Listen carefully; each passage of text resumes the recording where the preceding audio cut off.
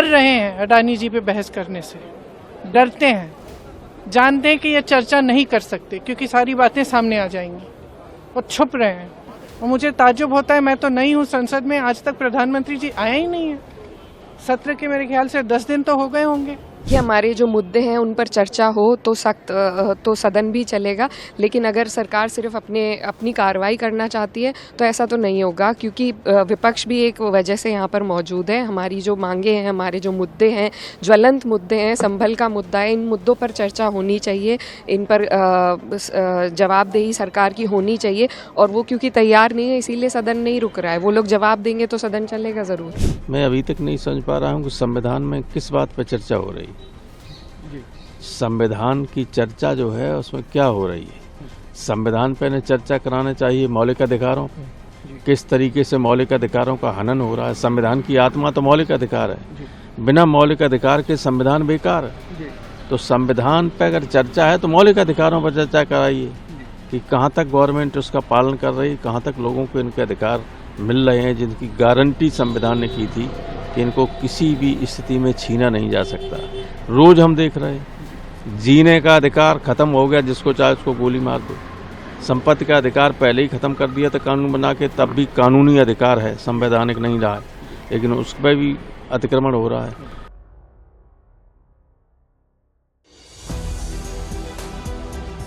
नमस्कार, आप देख रहे हैं 4 PM। मैं हूं आपके साथ सिमरन। आखिर वही हुआ जिसकी कल से चर्चा जोरों पर थी।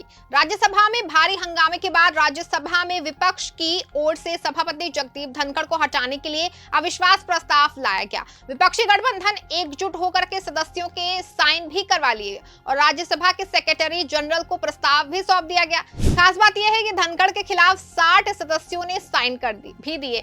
हालांकि सभापति जगदीप धनखड़ ने मामले को ठंडा करने के लिए सभी सांसदों के साथ बैठक करने का फैसला किया, लेकिन मामले ने अब तूल पकड़ लिया है। विपक्षी गठबंधन ने राज्यसभा सभापति जगदीप धनखड़ पे पक्षपातपूर्ण कार्यप्रणाली का आरोप लगाया है। कांग्रेस नेता जयराम रमेश ने कहा कि इंडिया की पार्टियों के लिए ये बेहद ही कष्टकारी निर्णय रहा, लेकिन संसदीय लोकतंत्र के हित में ये अभूतपूर्व कदम उठाना पड़ा। ये प्रस्ताव अभी राज्यसभा के सेक्रेटरी जनरल को सौंपा गया है। जानकारी के लिए आपको बता दें कि कोई पहली बार नहीं है कि जब जगदीप धनखड़ के खिलाफ इस तरह का अविश्वास प्रस्ताव लाया जा रहा हो। इससे पहले भी ऐसी ही प्रक्रिया शुरू करने की कवायद हुई थी, लेकिन कुछ कारणों की वजह से कदम पीछे खींच लिए गए थे।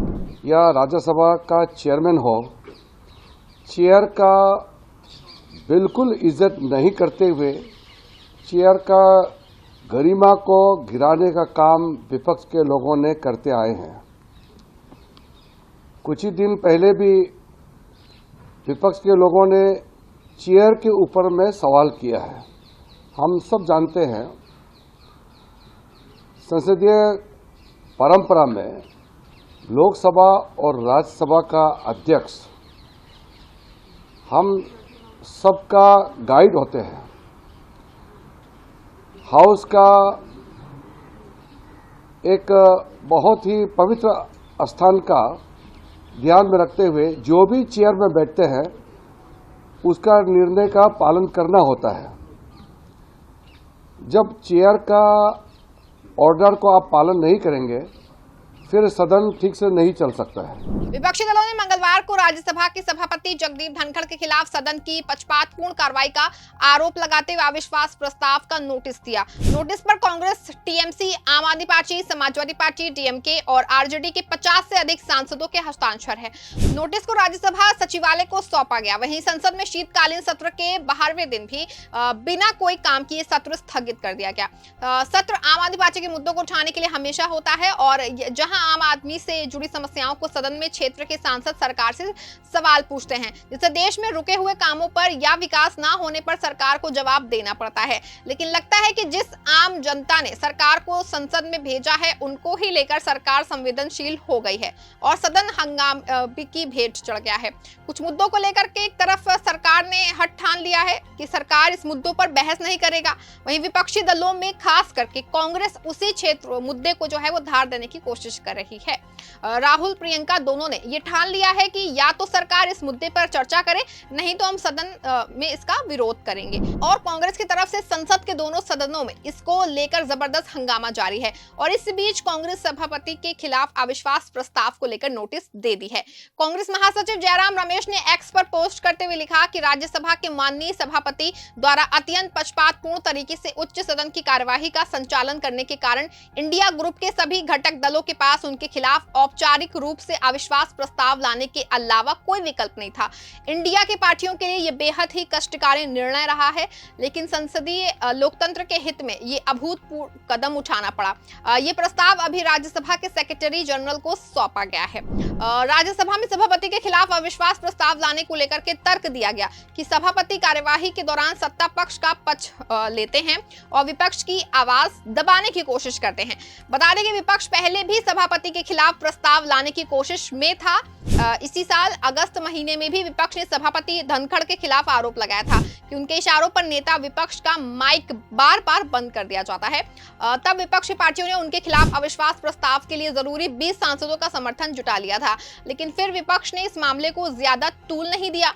लेकिन जब शीतकालीन सत्र शुरू हुआ तो विपक्ष को लेकर के सभापति का एक बार फिर रवैया यही रहा। जब विपक्ष की बात नहीं सुनी गई तो विपक्षी पार्टियों ने संविधान के आर्टिकल 67B के तहत उपराष्ट्रपति को पद से हटाने की मांग को लेकर राज्यसभा में प्रस्ताव पेश कर दिया। इस मामले में कांग्रेस महासचिव जयराम रमेश ने बड़ा आरोप लगाया और क्या कुछ कहा आप इस वीडियो में देखिए। नहीं, वो अभी उन पर निर्भर करता है। हमने अपना कर्तव्य निभाया है। हमारा कर्तव्य है लोकतंत्र को मजबूत करना। लोकतंत्र की परिभाषा क्या है? लोकतंत्र की परिभाषा है government has its way but opposition has its से। अगर हमारी सुनवाई भी नहीं होती है, अगर जो हम कह रहे हैं उसका पूरा नजरअंदाज किया जा रहा है और जो सरकार के जो एमपी बैठे हैं वो जिस भाषा का इस्तेमाल करते हैं हमारे नेताओं को लेकर और उनको प्रोत्साहित किया जाता है कि बोलो बोलो, किसके बारे में बोलो, बोलते जाओ, तो ये अच्छा नहीं लगता। तो बहुत दर्द हुआ, हमें हर व्यक्ति को दर्द हुआ साइन करने में कि अंत में तो चेयरमैन होते हैं, उपराष्ट्रपति हैं, बड़े वकील हैं, जाने माने वकील हैं, बड़े विद्वान हैं। तो ये कोई व्यक्तिगत मामला नहीं है। जो निर्णय लिए गए हैं, जिस तरीके से सदन चलाया जा रहा है, विपक्ष के नेताओं का अपमान किया जा रहा है, विपक्ष के नेताओं का नजरअंदाज किया जा रहा है, उसके खिलाफ हमने अपनी आवाज उठाई है। वहीं आम आदमी पार्टी के राज्यसभा सांसद संजय सिंह ने बीजेपी पर सदन नहीं चलाने का आरोप लगाया है और पूछा कि अगर वे नारे लगाना चाहते हैं तो उन्हें लगता है कि वो हमसे जीत सकते हैं। उन्होंने कहा कि हम विपक्ष में हैं, हम उनसे ज्यादा ऊंचे नारे लगा सकते हैं। मैं दिल्ली के 40 स्कूलों को बम से उड़ाने की धमकी मिलने का मुद्दा उठाना चाहता हूं। उन्हें लगता है कि वे सदन को बाधित कर सकते हैं और हम बस देखते रहेंगे। अब ऐसा होगा, हर दिन हर घंटे हम विरोध प्रदर्शन करेंगे। देश के सामने बेनकाब हो गया है। भारतीय जनता पार्टी सदन को नहीं चलाना चाहती। अब ये पूरा देश देख रहा है। वो खुद से 267 का नोटिस देते हैं, सुबह हल्ला करना शुरू करते हैं। तो अगर आपको नारेबाजी करना है तो हमसे आप थोड़ी जीत पाएंगे। हम अपोजिशन में हैं, हम आपसे ज्यादा तेज नारा लगाना जानते हैं। आप लगाइए नारा। आज मैंने फिर दिल्ली के मुद्दे पे 40 स्कूलों को बम से उड़ाने की धमकी दी गई दिल्ली के अंदर, देश की राजधानी में। यह मुद्दा नहीं है। आप उस पर 267 पे चर्चा नहीं कराएंगे। दुनिया भर की फालतू की बातें करेंगे, ऊट पटांग बातें करेंगे। जो बेईमान भ्रष्टाचारी लोग हैं उन पे कार्रवाई नहीं करेंगे और आप उम्मीद करते हैं कि सदन को आप हल्ला करके, हंगामा करके डिसरप्ट करेंगे, हम चुपचाप देखते रहेंगे। तो ये नहीं होगा। अब प्रतिदिन हर घंटे विरोध होगा। नहीं, विपक्ष का आप ये इस तरीके से मत सोचिए। अलग अलग मुद्दे हैं। दिल्ली की कानून व्यवस्था का मुद्दा हम उठा रहे हैं, अडानी का मुद्दा हम उठा रहे हैं, संभल के मुद्दे पे हमने आवाज उठा। किस मुद्दे पे हम नहीं एक हैं? वो भी अपने तरीके से उठा रहे हैं, हम भी अपने तरीके से उठा रहे हैं। ये जरूरी नहीं कि हर समय सब सारा काम छोड़ के एक साथ दिखें। लोकसभा अध्यक्ष ओम बिरला ने सदन में हो रहे हंगामे को लेकर असंतोष जताया। स्पीकर बिरला ने कहा कि मुझे ये कहते हुए दुख हो रहा है कि विपक्ष और सत्ता पक्ष के नेताओं का व्यवहार संसद के मानदंडों के अनुरूप नहीं है। मैं सभी पक्षों से, चाहे सत्ता पक्ष हो या विपक्ष, सभी पार्टियां सदस्यों से अनुरोध करता हूं कि वे इसे बनाए रखें। अगर संसद की गरिमा, परंपराएं और प्रतिष्ठा कायम रहेंगी तो लोगों में पॉजिटिव संदेश जाएगा।